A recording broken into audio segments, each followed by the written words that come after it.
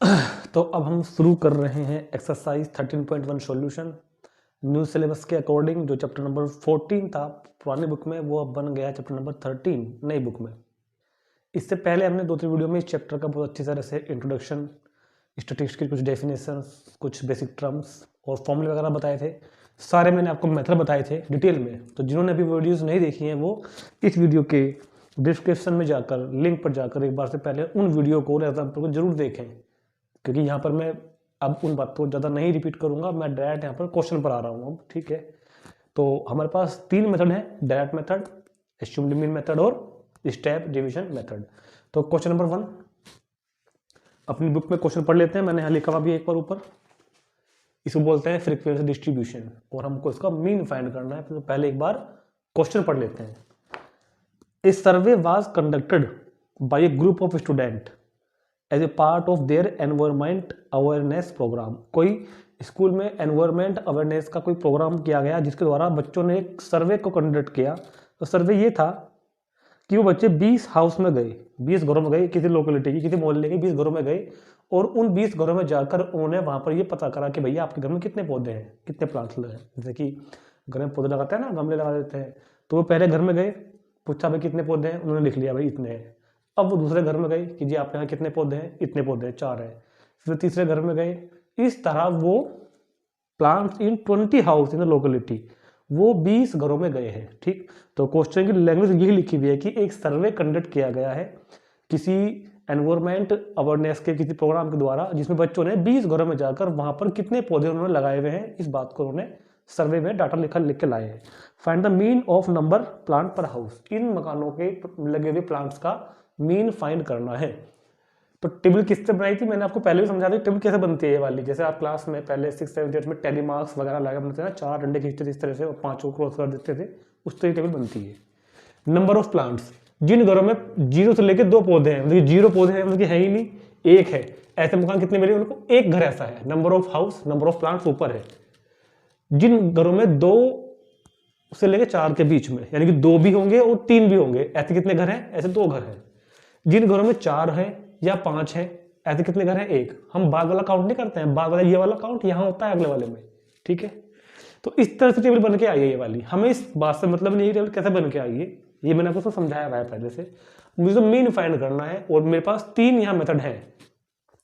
Question में देखो फिलहाल ऐसा नहीं लिखा हुआ कि कौन सा मेथड यूज करना है, ये हमको अपने आप सोचना पड़ेगा। मैंने बताया हुआ है कि कैलकुलेशन बहुत ज़्यादा ईजी है अपने आप से ही, तब तो ये लगा लो। कैलकुलेशन बड़ी है और कैलकुलेशन को आपको इजी करना है तो फिर आप एस्यूम्ड मीन लगा लो। कैलकुलेशन को और ज़्यादा इजी करना है तो फिर आप ये वाला लगा लो, स्टेप डेविएशन मेथड। और स्टेप डेविएशन तब भी लगता है जब क्लास विद डिफरेंट हो। ये सब मैंने आपको पहले सब समझाया हुआ है डिटेल में। तो number of plants 0 to 2, next कितना हो गया 2 to 4, 4 to 6, 6 से 8, 8 to 10 और कितना है 10 to 12 और 12 to 14, ठीक। इसके बाद क्या आती है frequency, number of house. Number of house काम करेगा फ्रीक्वेंसी का, मान लीजिए FI, यहाँ लिख लो 1, 2, 1, 5, 6, 2 और 3, ठीक है।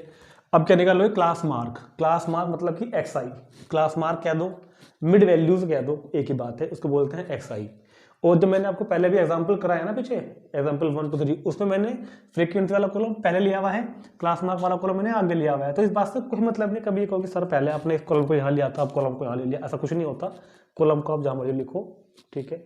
वैसे फिर भी XI वाले को पहले ही लिखते हैं, फ्रीक्वेंसी वाले को बाद में लिखते हैं। ये एक बस क्वेश्चन करने का एक तरीका बना हुआ, शुरू से एक प्रचलन में बना हुआ है कि वो मैंने एग्जाम्पल में कर दिया था। वैसे कोई प्रॉब्लम नहीं होती, कॉलम चाहे आप कहीं भी रखो।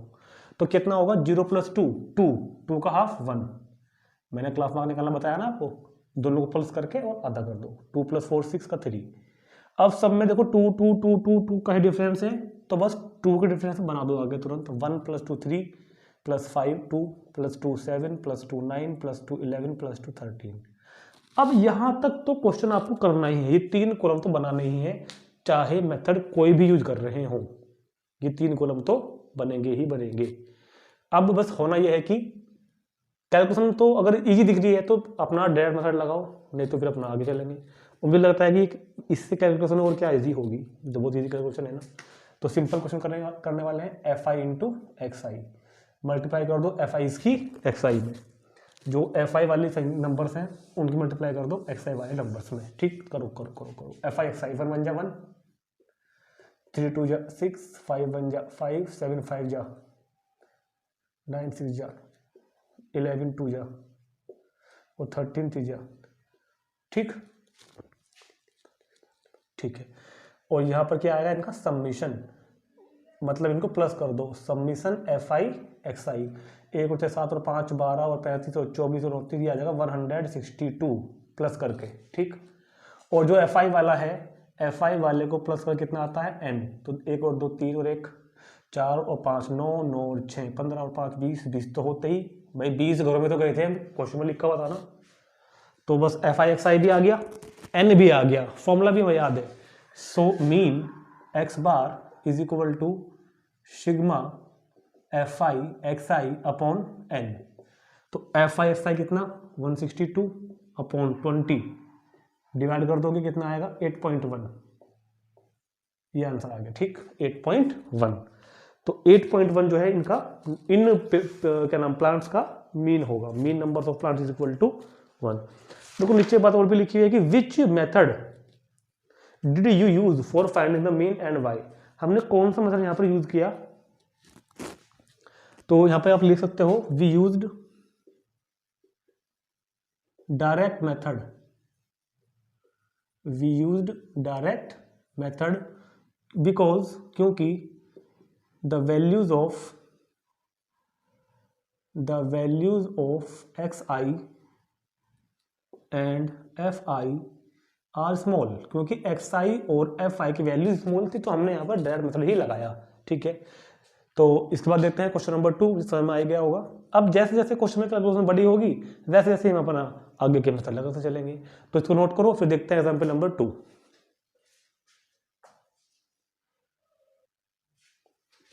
अब देखते हैं क्वेश्चन नंबर 2। क्वेश्चन नंबर 2 पढ़ लेते हैं बुक में एक बार। Consider the following distribution of daily wages of 50 workers of a factory. एक फैक्ट्री के जो 50 वर्कर्स हैं उनका जो डेली वेजेस है, जो डेली मजदूरी वो काम करते हैं, उनका डाटा दिया हुआ है। ठीक, तो इसको पहले एक बार कंसिडर कर लेते हैं, देख लेते हैं क्या लिखा हुआ है कि डेली वेजेस, जिनकी मजदूरी 500 से 520 रुपए तक है, ऐसे कितने मजदूर हैं 12। जिनकी लेबर 520 से 540 रुपए तक है, ऐसे कितने हैं 14। इस तरह डाटा हमको दिया हुआ है। क्या रहा है कि find the mean daily wages of worker, इनका मीन फाइंड करना है और the factory by using appropriate method. जो मेथड यहाँ पर अप्रोप्रिएट है, जो भी थोड़ा सा हमको ठीक लगता है, कंफर्ट फील करते हैं जिसमें हम कैलकुलेशन के हिसाब से, उसको हमें यूज करना है। ठीक है, तो टेबल बनानी अब तो आपको आई गई होगी। पहले क्या है हमारे पास डेली वेजेस, जो ही काम करता है क्लास इंटरवल्स का, कितना है 500 to 520। और देखो ये तो लिखते लिखते पता चल जाता है अपने आप ही कि हमको कौन सा मेथड यहाँ यूज करना है। हमको दिखाई दे रहा है ना यार, ये तो कैलकुलेशन बड़ी होने वाली है ज्यादा ही। 520 to 540, 540 to 560, 560 to 580 और 580 to 600। इसके बाद कौन सा कॉलम बनता है क्लास मार्क, मिड वैल्यूज, और फिर इनकी फ्रीक्वेंसीज एफ आई। तो फ्रीक्वेंसी पहले लिख लेता हूँ जरा देख करके, 12 14 8 6 और 10 लिख ली। क्लास मार्क बताओ 500 और 520 1022, तो डिवाइड बाई 2 करोगे भाई, 500 प्लस 520 बाई 2 मतलब कि 510, 510 मिड वैल्यू। ठीक है, सब में 20 का अंतर है, तो 20 के अंतर पर लिख दो बस तुरंत 530, 550, 570 एंड 590। अगर सब में एक ही डिफरेंस है, तो उस डिफरेंस पर हम सबको लिख सकते हैं। अब अगर मैं इसमें डायरेक्ट वाला मेथड लगाऊं तो यार ये बता दो F I into x I, F I की मल्टीप्लाई एक्स आई में करना, इनकी, इसकी इसमें, इसकी मल्टीप्लाई इसमें, इसकी मल्टीप्लाई इसमें, थोड़ा बड़ा हो जाएगा ना कैलकुलेशन के हिसाब से, तो हम डायरेक्ट मल्टीप्लाई यहाँ पर नहीं करेंगे। हम क्या करेंगे, हम स्टेप डिवीजन मेथड लगाएंगे क्योंकि हमको कैलकुलेशन इजी करनी पड़ेगी। और स्टेप डिवीजन मेथड के लिए क्या बताया हुआ है आपको, डी लिखोगे पहले, D I is equal to x I minus A upon H and let us choose a number A and a number H. एक नंबर को किसी को हमको ए मानना होगा यहाँ पर और एक नंबर को एच मानना होगा। तो क्या क्या ले लूँ भाई, बताओ दो, यहाँ लिख दूँ, let A is equal to क्या लूँ बताओ, और एच क्या लूँ, समझाया हुआ है ना। ये तो होता है जो भी यहाँ एक्स आई में जो बीच में हो, जो भी एक्स आई के बीच में होगा, तो 550 मैंने ए ले लिया है।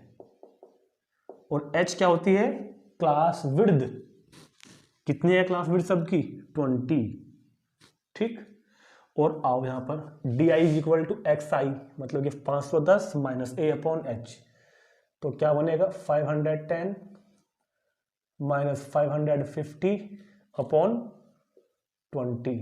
ऐसे ही यहाँ पर 530 माइनस 550 अपॉन 20। ऐसे ही यहाँ पर 550 माइनस 550 अपॉन 20। ऐसे ही यहाँ पर 570 माइनस 550 अपॉन 20। 590 minus 550 upon 20। ये समझाया था ना। D I is equal to x i, ये सारे एक्स आई हैं, माइनस ए, ये मतलब 550 अपॉन एच मतलब 20, ठीक। और यही बताया मैंने आपको कि जहां पर ए माना है वो 0 होता है, उसके ऊपर माइनस में जाओ, -1 -2 जहां तक भी जा सकते हो, नीचे प्लस में आओ, +1 +2। और ये ऐसे ही नहीं, ये सोल्व करके यही आएगा निकल के, 510 में से 550 घटाओगे -40/20, तो -2 आएगा, ठीक। तो इन सबको सोल्व करके नंबर यही निकल के आएंगे। अब हम मल्टीप्लाई करेंगे किसकी, एफ आई की डी आई में, एफ आई की डी आई में, इस एफ आई की इन डी आईज में।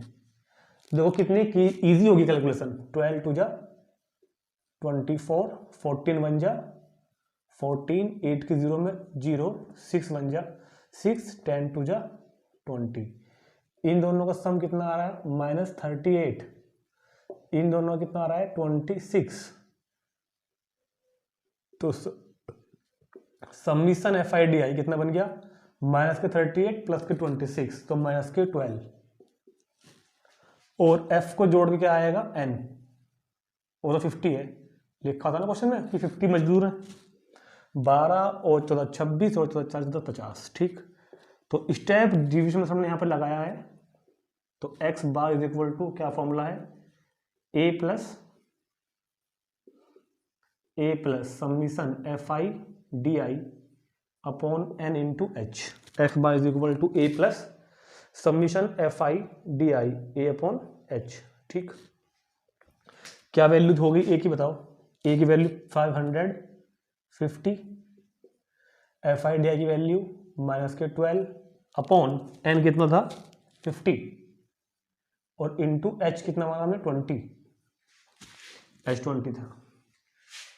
तो ये हो जाएगा ऐसे, तो 550 माइनस के 12 दूनी 24/5, तो 550 माइनस के 4.8, 24 को 5 से भाग करके 4.8, तो 550 में से 4 गए तो 546, तो 545.20 रुपीज़, क्योंकि हमने मजदूरी निकालना रुपीज़ में आएगी तो आंसर। तो ये इनका मीन निकल कर आ गया 545.20। तो ये था स्टेप डिवीजन मेथड। देखो कितनी इजी इससे हमारी कैलकुलेशन हो गई अगर हम इसको डायरेक्ट से करते हैं इसकी कंपैरिजन में, ठीक। तो नोट करो इसको तुरंत, फिर देखते हैं क्वेश्चन नंबर 3।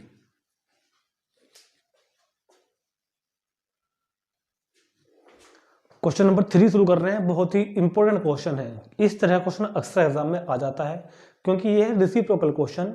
रेसिप्रोकल मतलब जिसमें मीन तो गिवन होगा, हमको कुछ और बात पूछी होगी क्वेश्चन में हमसे, जैसे कि यहाँ पर फ्रीक्वेंसी मिसिंग है एक 7 6 9 13, ये मिसिंग है, इसको एफ लिखा हुआ है, तो यहाँ पर मिसिंग फ्रीक्वेंसी फाइंड करनी है।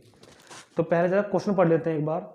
The following distribution show the daily pocket allowance of children of a locality, मतलब एक लोकेलिटी में किसी मोहल्ले में जो बच्चों को क्या कहते हैं उसको पॉकेट मनी मिलता है डेली, वो डाटा दिया हुआ है बच्चों को कितना कितना पॉकेट मनी मिलता है। ठीक, the mean pocket allowance is ₹18, इस डाटा का जो मीन है वो 18 रुपीज है, ये भी गिवन है।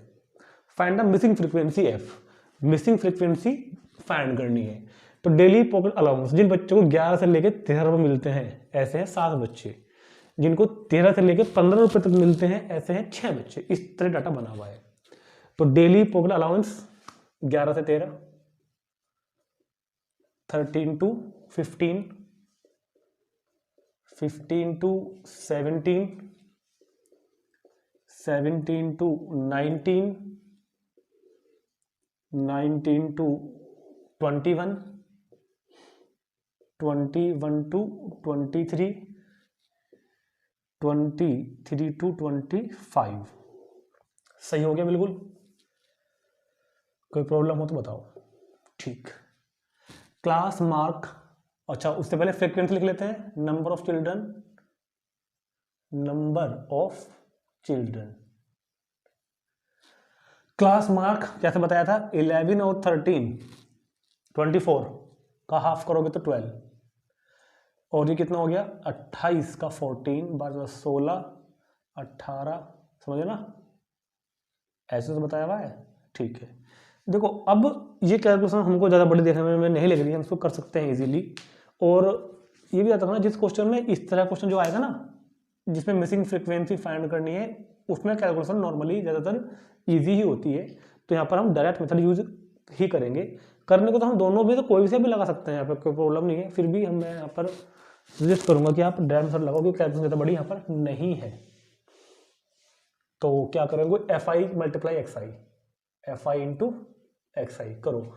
12 7 84, 14 6 84, 16 9 144, 18 इंटू 33 234, 20 के F में 20F, 22 पंजे 110 और 96, ये वाली कर लो ना, 54 का 4 का 5। ठीक है, इसको प्लस कर लो। यहाँ पर सबमिशन FI XI, इसको प्लस करे क्या आ रहा है, देखो 4 और 4 4 और 4 8, 8 और 4 12, 12 और 4 16, ये लेना 16, 16 और 6 22, 22 का 2, कैरी आउट 2 हो गया।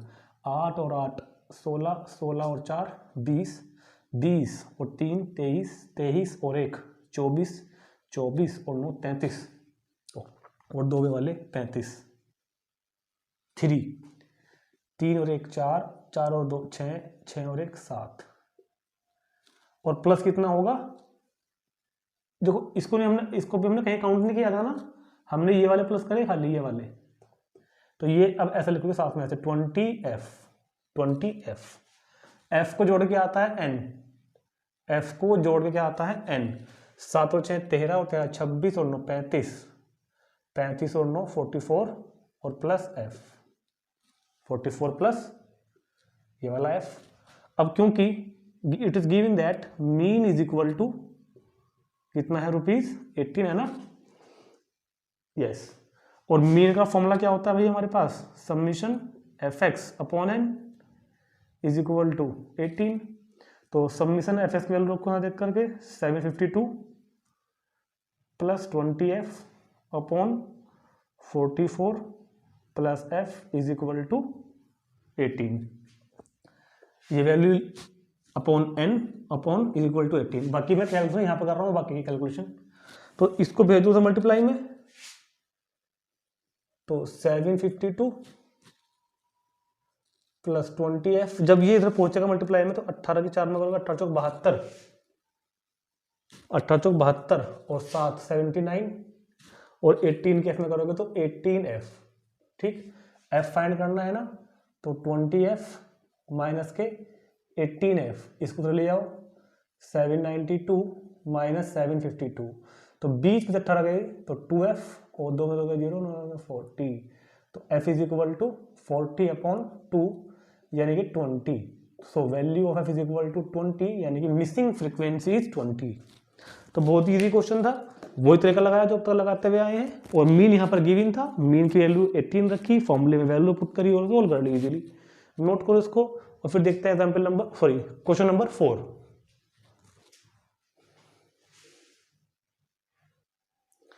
क्वेश्चन नंबर 4 देखते हैं, पढ़ते हैं बुक में एक बार।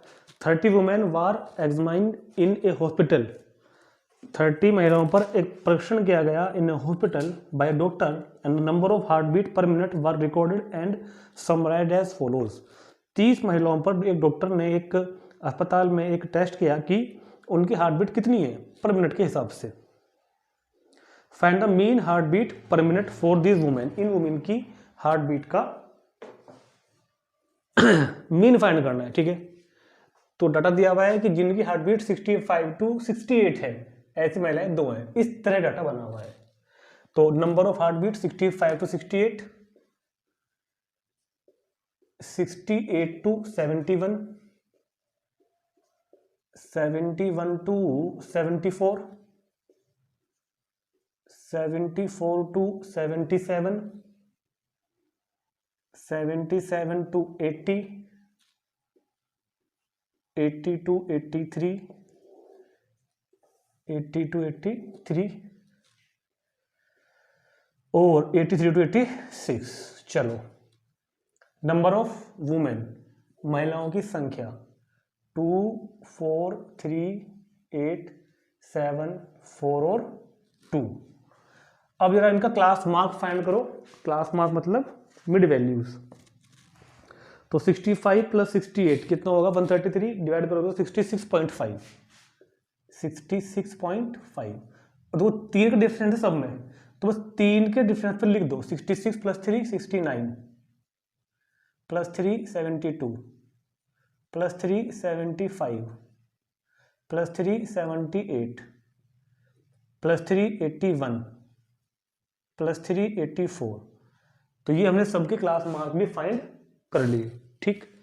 अब देखो, अगर मैं इनमें डायरेक्ट मेथड लगाऊं FI इंटू XI वाला, FI इंटू XI वाला, तो कैलकुलेशन बड़ी होगी, क्योंकि पॉइंट में आ रहा है, दिक्कत हो जाएगी बहुत ज्यादा। तो कैलकुलेशन बड़ी होगी। एस्टिमेट मीन लगाएंगे तो थोड़ी छोटी होगी, क्योंकि पॉइंट में आ रही है। बिल्कुल छोटी करोगे तो क्या लगाओगे? Step deviation method. अब ये बस कहना कि सर आपने अब तक तो एस्टिमेट मीन से कोई क्वेश्चन कराया ही नहीं। मैंने एग्जाम्पल कराया आपको 2-4 वीडियो, पहली वीडियो में भी और दूसरी वीडियो में भी। तो क्या होगा? DI is equal to XI minus A upon H। इसके लिए हमको चूज करना पड़ेगा एक A और एक H। तो A तो क्या होता है? जो इन बीच में आ रहा हो, जो भी बीच में आ रहा होगा वो तुरंत हम A चूज कर लेंगे। 75.5 को हमने क्या मान लिया है? A। और क्लास विड्थ कितनी सब में? 3। तो H क्या हो जाएगी? Class width.